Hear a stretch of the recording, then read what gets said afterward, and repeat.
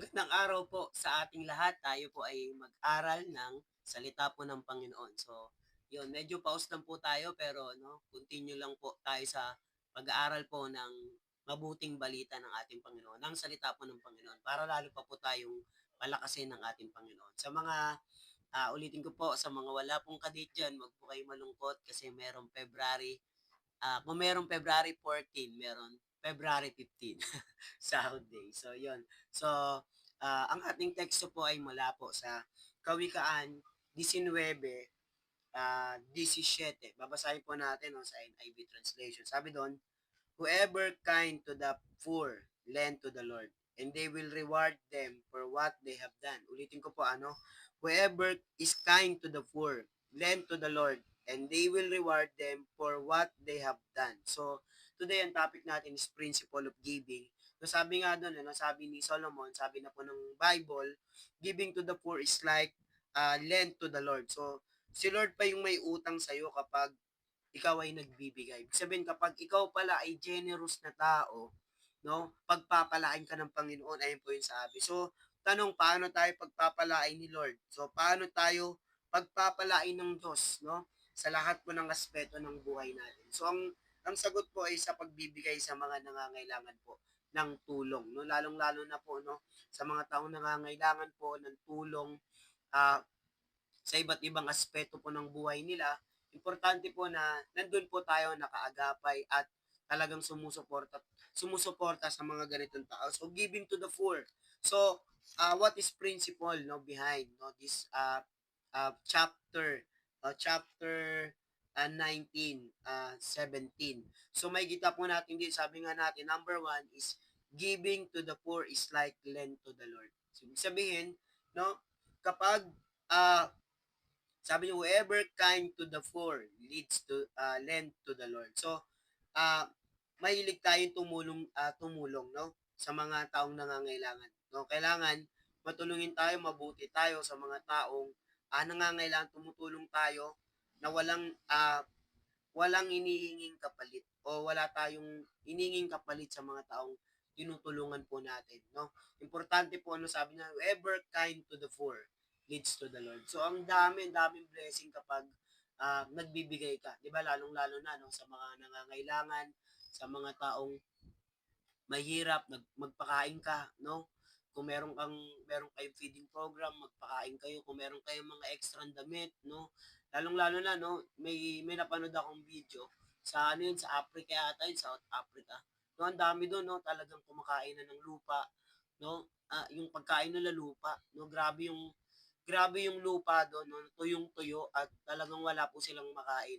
Halos wala po silang makain sa araw-araw. Kaya makikita mo yung mga tao doon, pagka nakapanood ka ng mga documentary, kahit dito sa YouTube, makikita mo doon yung mga bata talagang papaya, malnourished, dahil wala sila pong makain. So sabi doon, mahal ni Lord yung mga taong ito. Sabi niya, kapag nagbigay ka, si Lord pa may utang sa'yo. Grabe, grabe yung principle ng Bible. May kita mo doon na kapag nagbibigay ka, parang kwento ni Elisha, tsaka nung poor widow, nung walang-wala na talaga silang mabigay. Sabi ni Elijah, oh, kami na, kami na yung oil mo. Magulat ka, biglang dadami ng dadami at pagpapalain ng pagpapalain at di ka maubusan dahil pinagpapala ka ng Panginoon. Sabi nga ng Bible, ang taong matulungin, pinagpapala ng Panginoon. Ang taong mapagbigay, pinagpapala ng Panginoon. Sa mga tao pong nagbibigay po, natandaan po natin na wala pong lugi sa pagbibigay. Kapag nagbibigay ka, pinagpapala ka palalo ng ating Panginoon. Kaya, wag po tayong magsawang tumulong, magbigay, lalo na sa mahirap, lalo na kapag ikay walang-wala, walang-wala ka talaga, pero talagang merong mga pangangailangan yung mga kapatid, talagang minsan tutulong ka din, di ba? Or nangangailangan yung simbahan, nangangailangan yung simbahan, family mo, kailangan andun ka palagi nakasupport. Pero kung walang-wala ka talaga, pwede ka mag-offer talaga ng prayer sa kanila. Or pwede kang mag-offer ng mga bagay na, alam mo yon yung presence mo sa kanila.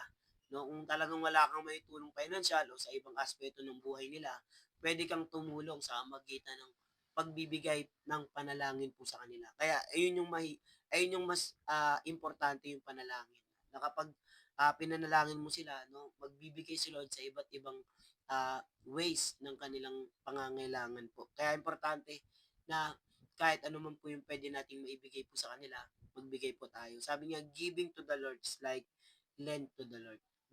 To the poor is like lend to the Lord. Sabi, whoever kind to the poor, lend to the Lord. So, ayun po yung principle, no, na pwede nating may apply sa ating buhay, sa ating personal na pamumuhay. No, hindi lang ako, pati ikaw, at lahat po tayo na nakikinig ngayon, ay pwede natin to i-apply, no, sa pagtatanim, no, pagsisid, no, ng mga bagay na meron tayo patungkol po sa ating Panginoon. Kaya importante po na nandun pa rin po tayo tumutulong sa ating mga kapatid na nangangailangan. Sabi niya, number one, giving to the Lord is like lend to the poor. So, pangalawa, He will reward them for what they have done. Sabi niya, He will reward them for what they have done. Tandaan natin na God is a God of a reward. No? Talagang hindi pwedeng hindi niya tayo re-reward. Depende sa mga ginawa po natin. No? Lalong-lalo na kung tayo naglilingkod kay Lord, kung tayo ay talagang tumutulong. Sabi niya, si Lord yung magre-reward for what they have done. Kung ginawa mo yon, si Lord ang magre-reward sa'yo. No? Kung ginawa mo yon, walang nakakita sa'yo, talagang tinulungan mo lang yung tao, si Lord yung magre-reward po sa atin. No? Sa mga lahat po ng mga ginagawa natin. No? Kaya importante po na magbigay tayo ng buong puso. Sabi nga, yung giving, no, cheerful in their hearts. No, magbigay tayo ng masaya, no, talagang uh, bukas, palad at buong puso natin ibigay, sabi po ng Bible. Sabi ng Bible, pagpapalain po ng Panginoon ang taong mapagbigay, no, sa lahat ng aspeto ng buhay. So, reward in all aspect of life, physically, no, talagang pagpapalain ka ni Lord, no, kapag nagkasakit ka, pagagalingin ka ni Lord, kapag nanghihina ka, papalakasin ni Lord yung pangangatawan mo, at syempre, hindi ka lang niya i-reward physically, pero reward ka rin niya spiritually. Kasama yung spiritual, no? Lalago ka, hindi ka matutuyuan, patuloy kang lalago sa tulong ng ating Panginoon. Biyaya at tulong ng ating Panginoon. At hindi lang yun mentally, no? Pagpapalain ka rin niya mentally, no, magiging sharp yung isip mo, no, marami kang ma-acquire ng wisdom, hindi lang sa experience mo, kundi sa salita po ng Panginoon at sa spiritual na pamumuhay, no, na pwede nating may apply sa magitan po ng pagpapala po ng Diyos sa atin at reward niya po. At hindi lang yun, no, socially, pagpapalain niya rin po tayo socially, no, hindi, tagdon, you will meet every status of people, no, makikita mo yung sarili mo na pagpapalain ka at makakamit ka ng mga tao na iba't ibang klaseng tao sa buhay mo, no? Pagpapala sila, no, magbibigay si Lord ng mga taong magdadala ng pagpapala sa buhay mo, no? Sila ay makakatulong sa buhay mo, no? Hindi lang sa mga material na bagay, kundi sa personal growth mo. At hindi lang sa personal growth mo, pati sa buhay mo, makakahawa sila, no, depende sa sinong kasama mo. Sabi nga, no, kung sino yung kasama mo ay yung ka magiging. Kaya importante po, no, ipag-pray din po natin yung mga taong sinasamahan po natin. Ay importante na pagpapala yung bigay po ng Diyos na mga kasama po sa buhay po natin. So, syempre, no, hindi ka lang din pagpapalain physically, spiritually, mentally, and socially. Of course, pagpapalain ka din ng Panginoon sa spiritually. Importante rin po yung pagpapala sa financial pala, financial blessing, no? Pagpapalain ka ng Panginoon sa financial na pangangailangan po natin. Sabi nga, no, hindi magkukulang yung mga taong nagbibigay. Sabi nga ni Paul, di ba? My God shall supply all your need according to His riches in Christ Jesus. Sabi niya, my God, no, sinabi yun ni Paul sa mga taong sumuporta sa kanya nung panahon na nag-mission siya, no, sa Macedonia, at unang-unang tumulong sa kanya yung Philippi Church. So may mga Philippi Church po tayo sa buhay po natin na talagang lagi naka-back up, no, tuwing tayo ay, no, nangangailangan ng tulong. At makakasumpong po tayo ng mga ganyan tao na hindi na lang nila tayo kasama in good times, sa mga party, sa mga masasayang bagay, pero makakatagpo ka din ng mga taong talagang susuportahan ka in good times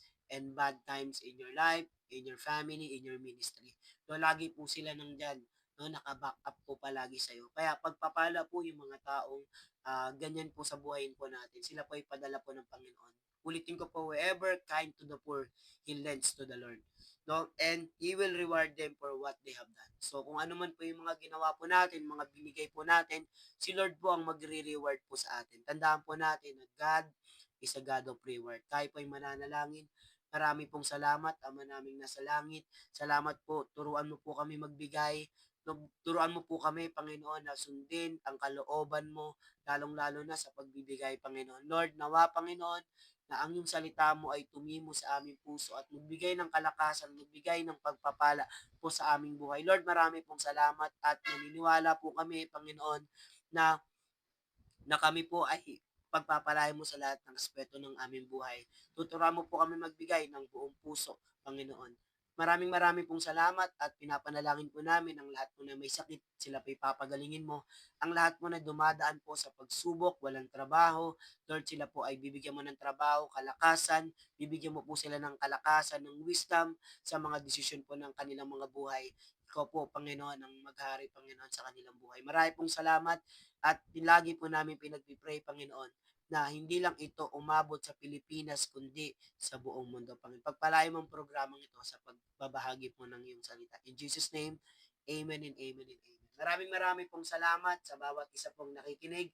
At kung di ka pa nakasubscribe, no, just subscribe and click the hit button para po pag may mga bago po tayong video, ma-notify po kayo agad. Maraming pong salamat. Nawa po ay magdala po ng pagpapala sa iyo at sa iyong pamilya. At palagi po nating sinasabi po sa ating pagtatapos na mahal tayo ng ating Panginoon. Happy Hearts Day, everyone. God bless.